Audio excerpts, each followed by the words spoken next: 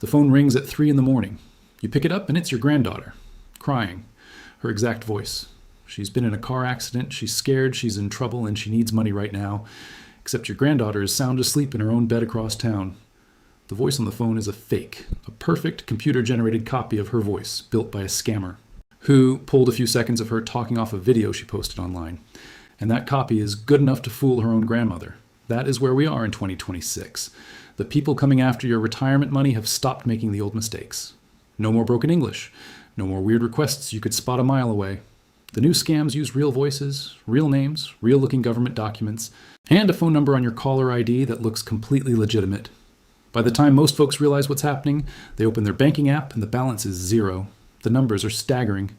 Older Americans reported $2.4 billion in fraud losses. But the Federal Trade Commission told Congress the real figure for that year may have been closer to $81 billion, because most victims are too embarrassed to report it. The FBI found that the average loss for a victim over 60 was around $38,500 in 2025. That's not pocket change. For a lot of people, that's the whole nest egg. So here's what I'm going to do for you today.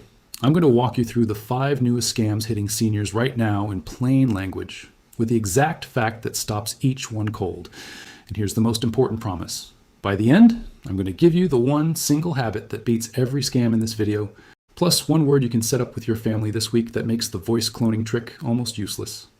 Stay with me to the end, because the last scam is the one almost nobody has heard of, and it's the one where people are handing over actual gold bars to strangers in parking lots. Quick thing first, please subscribe and turn on the bell, and let me tell you exactly why that matters for this topic, and not just because everybody says it. These scams change every few months.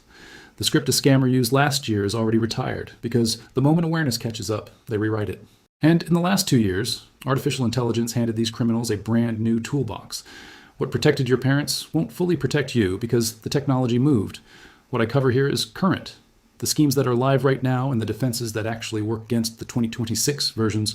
Subscribe so you hear about the next one before it reaches someone you love. Okay, let's get into it. Here's how it actually works, step by step, so you can see the machinery.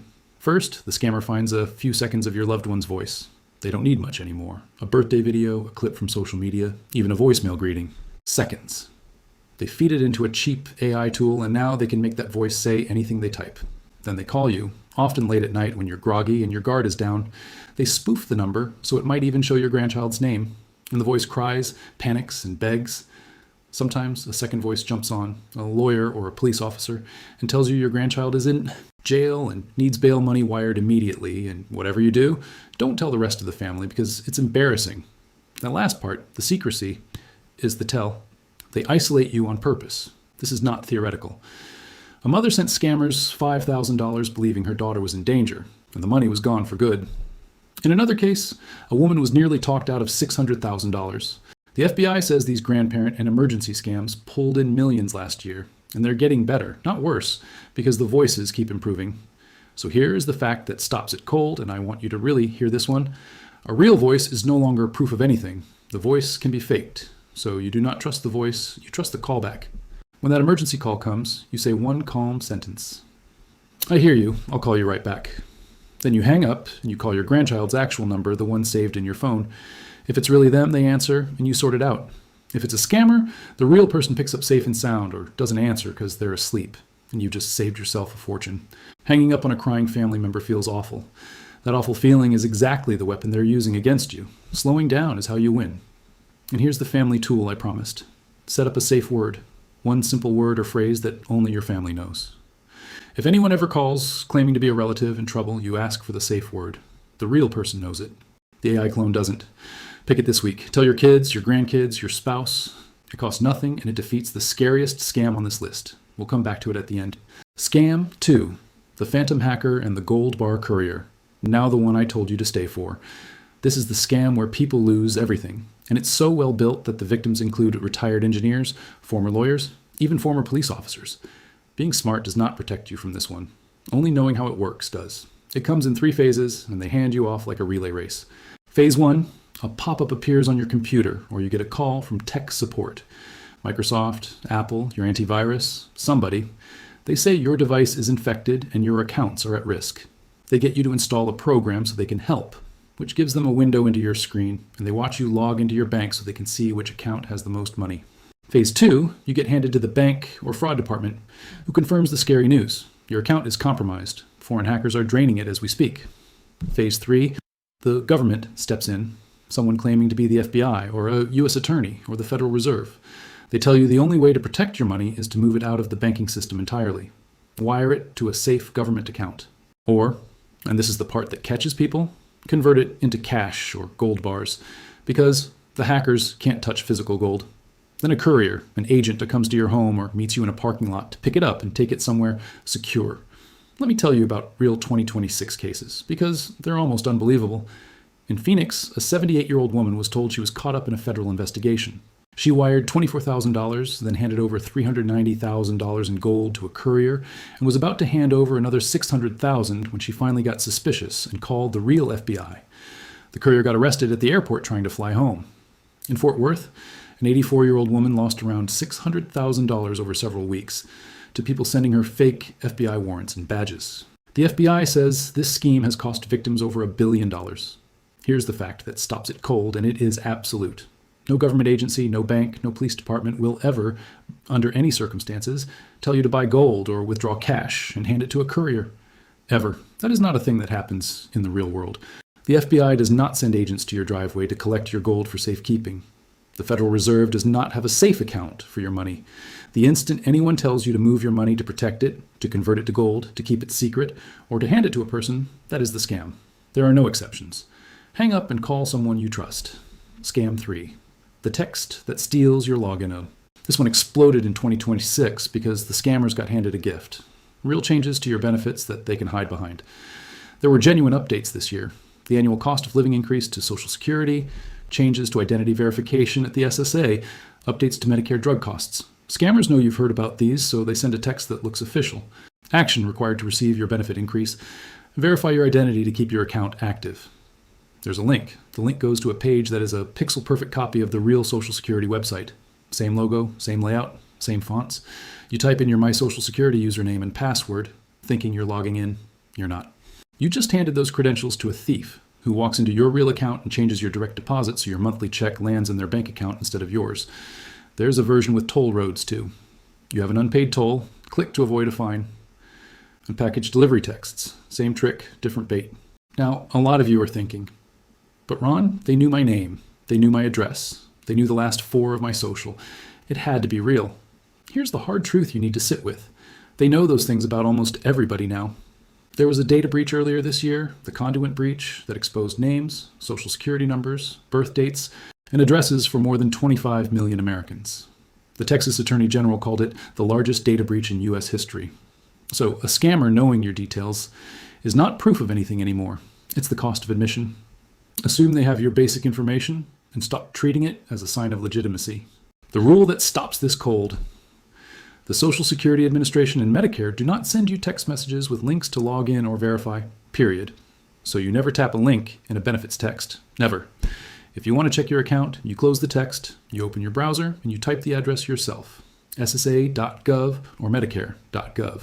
Type it with your own fingers every time. The link they give you is the trap. The address you type yourself is the safe door. Scam 4. Let me fix that for you. Remote access. This is the engine behind a lot of the others, and it deserves its own warning because the damage is instant. The call or pop-up says there's a virus, a security threat, a problem with your account, and they can fix it right now remotely. So you don't even have to leave your chair. All you have to do is download a little app. They'll often name a real one, like AnyDesk or TeamViewer. These are legitimate programs that IT departments use. In the wrong hands, they're a skeleton key. The second you install it and grant permission, the person on the phone can see your screen and control your device as if they were sitting in your chair. They open your banking app, they start a wire transfer, they change your passwords so you can't get back in. The FBI says the average time from access granted to money gone is under 10 minutes. The fact that stops it cold. No real company and no government agency will ever call you out of the blue and ask to remotely access your device. Microsoft is not monitoring your home computer. The Social Security Administration does not have a cyber team that phones seniors about viruses. Your bank's real fraud department will ask you to call the number on the back of your card, not install software. So if anyone, for any reason, asks you to download an app so they can connect to your phone or computer, The answer is no, and you hang up. That request by itself is the entire scam. Scam 5, the deepfake on the screen. And now the newest one, the one that's just arriving and is going to define the next couple of years. If the voice cloning fooled your ears, this one is built to fool your eyes. Scammers are now using real-time deepfake video. On a Zoom or FaceTime call, they can wear someone else's face live while they talk. There have already been cases where criminals impersonated a company's executives on a video call to authorize huge transfers.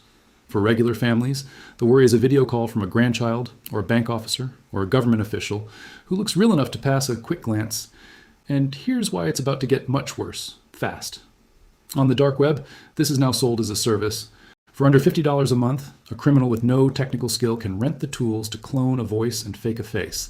They call it fraud as a service. It turned a specialist crime into a subscription anybody can buy. Security experts are blunt about where this goes. One major research firm projected that standalone identity verification, the "Are you really you?" checks, would become unreliable as these fakes improve. That's the future we're heading into. And I'd rather you hear it from me now than learn it the hard way later.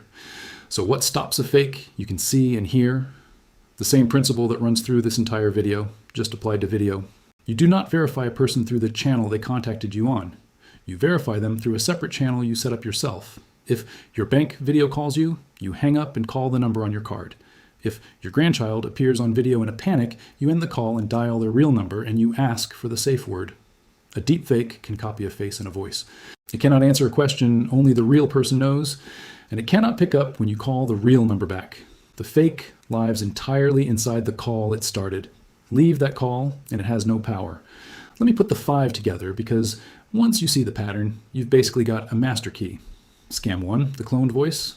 Trust the callback, not the voice, and use a family safe word. Scam 2, the phantom hacker and gold courier. No agency ever tells you to buy gold or hand cash to anyone, full stop. Scam 3, the text with a link. Agencies don't text login links, so type the web address yourself. Scam 4, remote access. Nobody legitimate calls to install software on your device. Scam 5, the deepfake video. Verify on a separate channel you control. Notice what every single defense has in common. Not one of them asks you to be smarter than the scammer or to spot a clever flaw. The flaws are gone. These things look and sound real now. So the old advice, watch for red flags, is mostly dead. The new defense isn't about detection, it's a behavior. It's this. Whenever money or personal information is involved, you stop, you hang up, you reconnect through a phone number or website you already had before the contact. Every scam in this video relies on keeping you on their line, in their moment, feeling their urgency. The single act of hanging up and reaching out your own way breaks all 5 of them at once. So let's close the loop from the very beginning. That 3 a.m. call in your granddaughter's voice, now you know that the voice proves nothing, that the panic is the weapon, and that one calm sentence, "I'll call you right back," takes all their power away. And that one word, the family safe word, turns the scariest scam on this list into a dead end. Please, do that this week. It is the single most useful thing you'll do for your family all month. Pick a word, tell the people you love, and agree that anyone calling with an emergency has to know it. 5 minutes, that's the whole cost. A couple of practical things before you go. If you ever think you've been targeted or you've lost money, report it. The FTC takes reports at reportfraud.ftc.gov. The FBI takes them at ic3.gov. For Medicare issues, call 1-800-MEDICARE, and for Social Security, 1-800-772-1213, using numbers you look up yourself. And here's one most people don't know. You can ask your bank and your brokerage to add extra safeguards to your accounts, including a trusted contact they can call if they see something strange, and in many cases, they can place a temporary hold on a suspicious withdrawal. Call them and ask. It's a quiet layer of protection sitting there unused. And the biggest favor of all, share this with the seniors in your life. The people most at risk are exactly the ones who will never go looking for a video like this. One forward from you, one short conversation about the callback and the safe word, can protect somebody's entire retirement. That's worth more than any like or comment. Trust the callback, not the voice. Hang up and reconnect your own way. Set the safe word. Do those 3 things, and you are dramatically harder to fool than almost anyone out there.